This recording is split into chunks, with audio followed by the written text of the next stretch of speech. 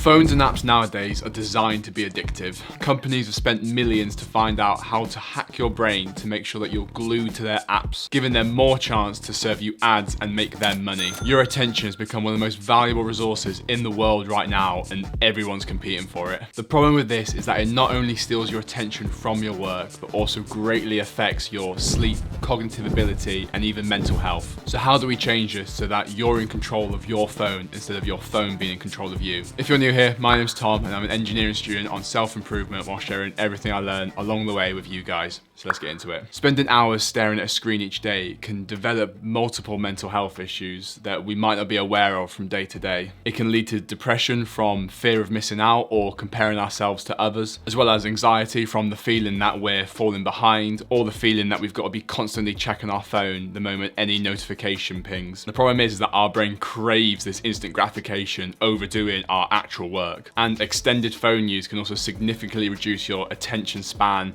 cognitive ability, and also how well you can sleep, especially if you're viewing your phone late at night for long periods of time. So how do we actually do this? One of the easiest way I found to significantly reduce my screen time was actually adding as much friction as I can when using my phone. What this means is removing all triggers, routines, or habits that you can fall into, which leads to extended phone use and doom scrolling. Social media in moderation can actually be a good addition to your life, as long as it doesn't take up vast amounts of your time and prevents you from completing your work. So what I found the best way to combat this was actually just removing all the apps from my home screen. This might seem a little bit extreme and counterintuitive. Adding in this slight bit of friction to have to manually search for these apps allows me to think if I actually need to be using this app right now or if there's something better I could be doing. It also means I'm more intentional when I'm using my phone. So when I need to use a specific app on my phone, I go into it, search for that app, and then go straight into it knowing what I need to do. Now this is great because it prevents me from looking at multiple apps on my home screen thinking I could check up on this, or I wonder if there's a notification in there.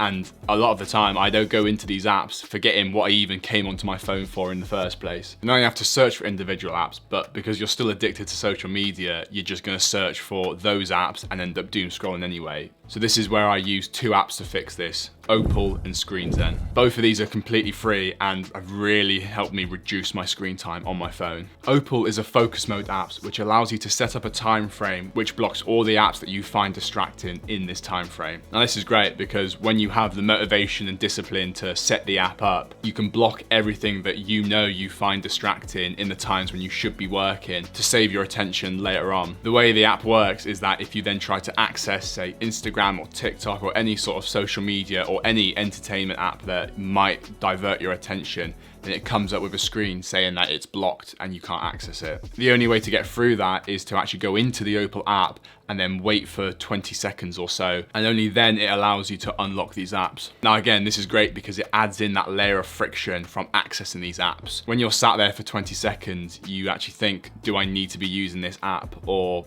is there better things that I could be doing? And that pause alone can be enough to get you back on track and working on your goals again. ScreenZen is another app I use, which again blocks these distracting apps. This is very similar to Opal, but you can actually customize the message that comes up when you try and access these apps so that you can write something that you know will get you back on track. This app also allows you to set the time delay for when you can actually access that app, so you can pause, read your message, and then think if you actually need to use this or not. The way I use ScreenZen is I have that on all the time so that during the day when I access it, I see the message so then I can actually get back on track. And then even if I go through it, Opal then blocks it. But even in the evening when I might want to use different apps, I can still pause, read that message, and think if there's a better way to rest or find something else to do. I find the more brutal and honest you are with yourself when you're writing the reminder when you're accessing these apps, the more likely you are to actually get back on track and start doing your work. Another way that can really help you with controlling your phone use is the environment that you're in.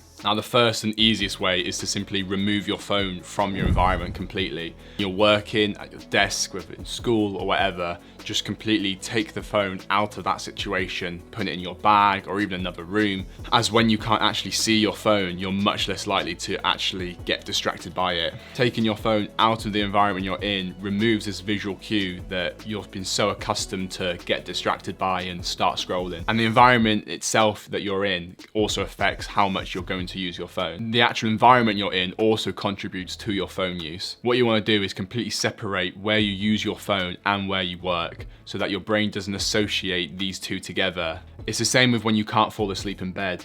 One of the best advice is, if you can't do that, is to get out of bed, because then your brain doesn't associate this area with somewhere where you can't sleep. And it's the same with your work. If you sit down at your desk and instantly start going on your phone, your brain has associated that this habit of sitting down is when I go on my phone and get distracted. Removing these two completely allows you to stay focused. And changing your environment can signal to your brain this shift in work modes. A lot of the time, going to a library or cafe or somewhere outside of your house, which you'll usually use your phone in, can be a great way to tell your brain that you're now going into work mode and that it's not time for your phone and to get distracted. And finally, there's actually loads of features already built into your phone that you can use to reduce your reliance on it. Removing notifications or putting your phone on Do Not Disturb is one of the biggest ones to save your productivity. 99% of notifications are just completely pointless, and a lot of the time are just apps trying to catch your attention as much as they can so that you can use them and go back onto their apps. Focus modes are also another great way to achieve this if you want different settings for different times in the day. These allow you to mute all notifications for a time period where you're working, and then maybe let other notifications come in later on in the day when you don't need to be as focused. Grayscale is another feature I've seen some people use to help them reduce the amount they use their phones. Removing the color from your phone sucks all the joy out of doom scrolling because your brain isn't as stimulated when you're doing it. Now I have this assigned to my triple tap of the power button so that I can turn my grayscale on and off if I'm getting overly distracted and need to put this mode on. And probably one of the best features on the phone is the power button itself. Actually turning your phone off when you want to work and reduce distractions allows you to completely focus on what you're doing. And there you go. It's as easy as that to gain back control of your phone instead of your phone being in control of you. If you found this information useful or want to find out more ways to stay focused throughout the day, then check out the first link in the description for my private coaching and community. And as always, love you all, and I'll see you in the next one.